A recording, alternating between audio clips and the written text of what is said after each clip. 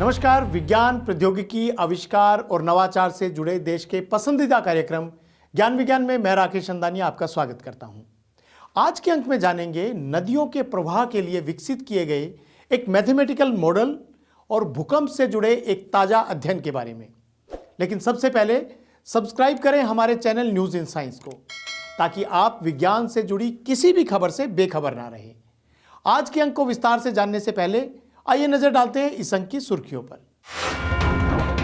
नदियों के प्रवाह को समझने के लिए आईआईटी गुवाहाटी के शोधकर्ताओं ने विकसित किया मैथमेटिकल मॉडल तटों के कटाव को रोकने में होगा उपयोगी। पैलियोसिस्मोलॉजी द्वारा वैज्ञानिकों ने की पूर्वोत्तर में काफी पहले आए भूकंपों की पहचान। जानकारी से भूकंप रोधी इमारतों के निर्माण में मिलेगी मदद। देश दुनिया में विज्ञान जगत की ताजा खबरों को जानने के लिए देखिए ज्ञान विज्ञान का स्पेशल सेगमेंट साइंस एक्सप्रेस। और इस हफ्ते इतिहास में कौन सा दिन क्यों है महत्वपूर्ण, देखिए हिस्ट्री ऑफ साइंस में। और अब खबरें विस्तार से।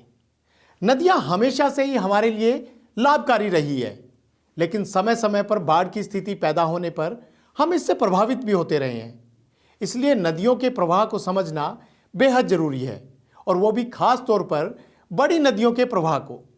इसी कड़ी में आईआईटी गुवाहाटी के शोधकर्ताओं ने नदियों के प्रवाह को समझने के लिए एक मैथमेटिकल मॉडल विकसित किया है, जिसके जरिए नदियों के तटों को संरक्षित करने के लिए बेहतर और टिकाऊ डिजाइन विकसित करने में मदद मिलेगी। ज्यादा जानकारी के लिए देखिए ज्ञान विज्ञान की ये रिपोर्ट। बाढ़ और कटाव नियंत्रण के साथ साथ कृषि और जल आपूर्ति इंटेक डिजाइन के लिए गहराई में नदी के प्रवाह की भिन्नता को समझना बेहद जरूरी होता है। वहीं जब मानसून अपने उच्चतम स्तर पर होता है तो इस दौरान गहरी और बड़ी नदियों के प्रवाह को मापने वाली पारंपरिक मापन पद्धति बेहद जोखिम भरी और कठिन होती है। इसके लिए गणितीय मॉडल तैयार करना एक आसान और सुलभ विकल्प है। इसी कड़ी में हाल ही में भारतीय प्रौद्योगिकी संस्थान गुवाहाटी के सिविल इंजीनियरिंग डिपार्टमेंट के शोधकर्ताओं ने जल शक्ति मंत्रालय भारत सरकार के ब्रह्मपुत्र बोर्ड के सहयोग से एक स्वदेशी मॉडल विकसित किया है। Braided river aid hydromorphological analyser Brahma 2D नाम का ये मॉडल एक गणितीय मॉडल है, जो ब्रह्मपुत्र जैसी बड़ी नदियों के प्रवाह को समझने में मदद कर सकता है।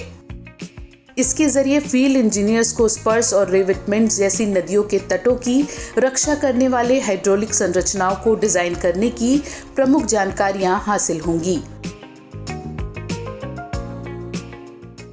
We develop a quasi three-dimensional model by applying entropy theory on the Brahma model. What we were finding that we can develop how the velocity varies along a vertical direction. That is, the velocity will not be highest on the surface. It will be at a certain depth. Sometimes it can be 0.5, or half of the river flow, that depth can velocity can be maximum. Sometimes can be it is slightly higher than that. So that way, at what point we can have maximum velocity, that we can calculate. So that's what the beauty of this particular model.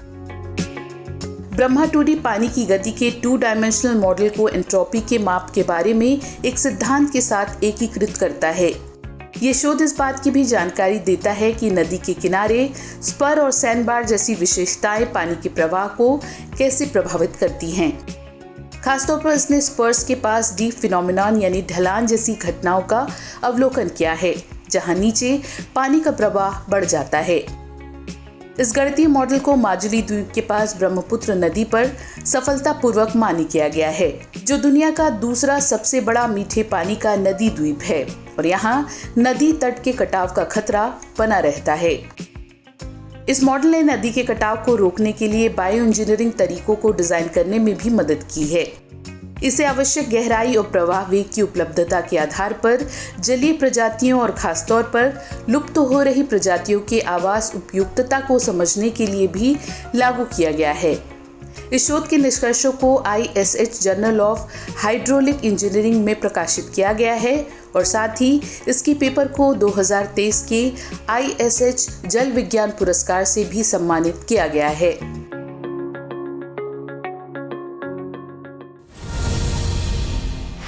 पैलियोसेस्मिक investigation द्वारा चट्टानों और geological sediments का अध्ययन कर काफ़ी समय पहले आए भूकंपों की पहचान की जाती है।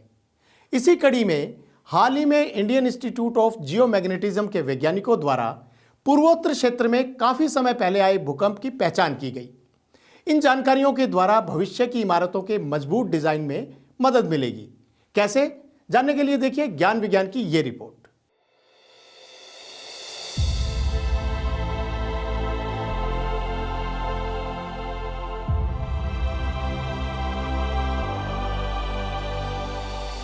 अतीत में आए बड़े भूकंपों जिनका कोई भी ऐतिहासिक या इंस्ट्रूमेंटल रिकॉर्ड मौजूद नहीं है, उन्हें जियोलॉजिकल, जियोमॉर्फोलॉजिकल, फ्लूवियल सिग्नेचर और रेडियो कार्बन डेटिंग के जरिए पहचाना जा सकता है। इसी कड़ी में विज्ञान एवं प्रौद्योगिकी विभाग के स्वायत्त संस्थान इंडियन इंस्टीट्यूट ऑफ जियोमैग्नेटिज्म के वैज्ञानिकों ने पूर्वोत्तर क्षेत्र में एक सक्रिय फॉल्ट, जिसे कोपली फॉल्ट क्षेत्र कहा जाता है, इसमें कई सिस्मोजेनिक लिक्विफैक्शन विशेषताओं जैसे कि रेत बांधों और रेत सिल्स की पहचान की है। इस क्षेत्र ने 1869 और 1943 में बड़े भूकंपों को महसूस किया था। लिक्विफैक्शन या फिर दानेदार पदार्थ का ठोस से द्रव अवस्था में पोर वाटर प्रेशर के बढ़ने के कारण परिवर्तित हो जाना भूकंप का दूसरा सबसे महत्वपूर्ण संकेत होता है। ये मुख्य रूप से सॉफ्ट सेडिमेंट्री सीक्वेंसेस के बीच मौजूद रेत, गाद या मिट्टी में पाया जाता है। लिक्विफैक्शन के कारण ही अनेक संरचनाओं का निर्माण होता है, जिनकी जानकारी भविष्य में बड़े भूकंपों का सामना करने वाली इमारतों की डिजाइन के लिए महत्वपूर्ण है। कोपली फॉल्ट में भविष्य की भूकंपीय घटनाओं को कम करने की दिशा में वैज्ञानिकों ने कोलोंग नदी के बाढ़ क्षेत्र में 3 ट्रेंच साइट पर सिस्मोजेनिक लिक्विफैक्शन की पहचान की है, जिनमें कई रेत बांध और रेत की दीवारें शामिल हैं, जो कि पिछली भूकंपीय गतिविधि के कारण ही बनी हैं। इकट्ठा किए गए कुल 7 सैंपल्स पर ऑप्टिकल सिमुलेटेड ल्यूमिनेसेंस डेटिंग तकनीक का उपयोग किया गया, जिससे इनकी लिक्विफैक्शन विशेषताओं की क्रोनोलॉजी यानी क्रम की जानकारी हासिल हुई है।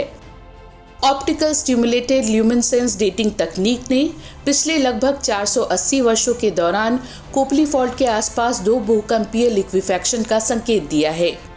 ये जानकारी इन फॉल्ट्स के लॉन्ग टर्म रप्चर हिस्ट्री को समझने में मदद करेगी। इस अध्ययन के नतीजों को नेचुरल हैजार्ड्स में प्रकाशित किया गया है। इससे ये पता चलता है कि पेलियोसिस्मिक इन्वेस्टिगेशन की मदद से इतिहास में आए भूकंपों की पहचान कर और उन्हें समझकर भविष्य में आने वाले भूकंपों के लिए तैयारियां की जा सकती हैं।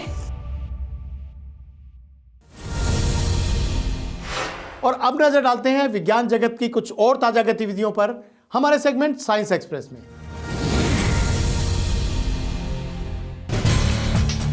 सूर्य का अवलोकन करने के लिए इसरो द्वारा लॉन्च किया गया आदित्य L1 मिशन 6 जनवरी 2024 को अपने लक्ष्य लैग्रेंज पॉइंट 1 तक पहुंचने वाला है।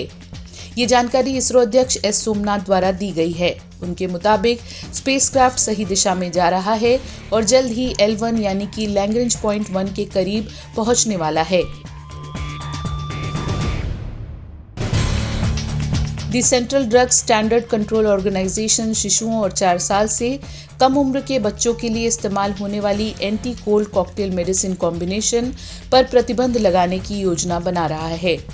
कमेटी ने 6 जून 2023 को सिफारिश की थी कि फिक्स डोज कॉम्बिनेशन यानी कि FCD का उपयोग 4 साल से कम उम्र के बच्चों में नहीं किया जाना चाहिए और इसके अनुसार निर्माताओं को लेबल और पैकेट पर इससे संबंधित चेतावनी दर्शानी चाहिए। 18 दिसंबर को drug controller general of India doctor Rajeev Singh Raghuvanshi द्वारा जारी एक पत्र में कहा गया कि सभी common cold fix dose combination निर्माताओं को फिनाइलफ्राइन HCl IP 5 mg प्रति मिलीलीटर बूंदों के साथ क्लोरफेनिरामाइन मैलेट IP 2 मिलीग्राम के संयोजन को 4 साल से कम उम्र के बच्चों में उपयोग को प्रतिबंधित करने के लिए एक चेतावनी का उल्लेख करना अनिवार्य है। भारत समेत दुनिया भर के कई देशों में कोविड-19 के नए वेरिएंट JN.1 के मामले तेजी से बढ़ रहे हैं। इसके प्रति अलर्ट रहने और किसी भी स्थिति से निपटने को लेकर केंद्रीय स्वास्थ्य मंत्रालय द्वारा सभी राज्यों को जरूरी निर्देश जारी किए गए हैं। स्वास्थ्य मंत्रालय के वरिष्ठ अधिकारियों के मुताबिक फिलहाल JN1 के लिए बूस्टर डोज का कोई भी कदम नहीं उठाया गया है। वहीं विश्व स्वास्थ्य संगठन ने JN1 को वेरिएंट ऑफ इंटरेस्ट कैटेगरी में रखा है और कहा है इस बात का कोई सबूत नहीं कि वर्तमान में प्रसारित अन्य वेरिएंट की तुलना में ये कोविड सब वेरिएंट सार्वजनिक स्वास्थ्य के लिए बड़ा जोखिम प्रस्तुत करता है। इतिहास के पन्नों में दर्ज वैज्ञानिक उपलब्धियों को जानने के लिए आइए देखते हैं ज्ञान विज्ञान का special segment history of science.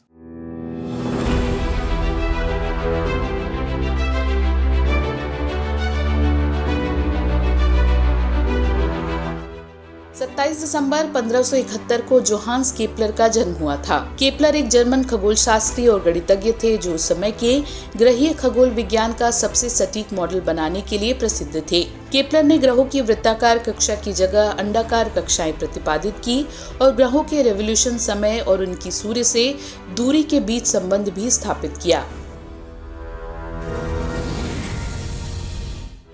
27 दिसंबर 1882 को प्रसिद्ध फ्रांसीसी सूक्ष्म जीव विज्ञानी लुई पाश्चर का जन्म फ्रांस के डोल शहर में हुआ था।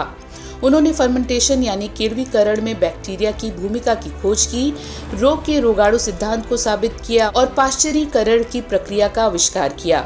पाश्चरीकरण पदार्थ में रोगाणुओं को मारता है और बियर, दूध और अन्य पदार्थों को खराब होने से रोकता है।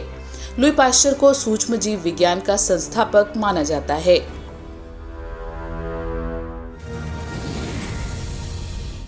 30 दिसंबर 1924 को खगोल शास्त्री एडविन पी हब्बल ने स्पाइरल नेबुला एंड्रोमेडा की अपनी खोज की घोषणा की थी। इसके जरिए ये सिद्ध हुआ कि हमारी आकाशगंगा इस विशाल ब्रह्मांड की अनेक आकाशगंगाओं में से एक है। हब्बल ने एंड्रोमेडा में न सिर्फ कई सितारों की खोज की बल्कि काफी चमकदार से कम रोशनी वाले विभिन्न प्रकार के सितारों की भी खोज की। तो आज के अंक में बस इतना ही। उम्मीद है आपको हमारा ये कार्यक्रम पसंद आया होगा। अगर आपको ये कार्यक्रम अच्छा लगा तो आप इसे लाइक करें और अपने दोस्तों के बीच शेयर करें। अगर आप चाहते हैं कि ऐसी जानकारी आपको लगातार मिलती रहे तो हमारे चैनल को सब्सक्राइब जरूर कर लें। विज्ञान, प्रौद्योगिकी, नवाचार और आविष्कार की ताज़ा जानकारियों के साथ अगले हफ्ते आपसे फिर होगी मुलाकात। तो बने रहिए हमारे साथ वैज्ञानिक सोच के साथ। नमस्कार।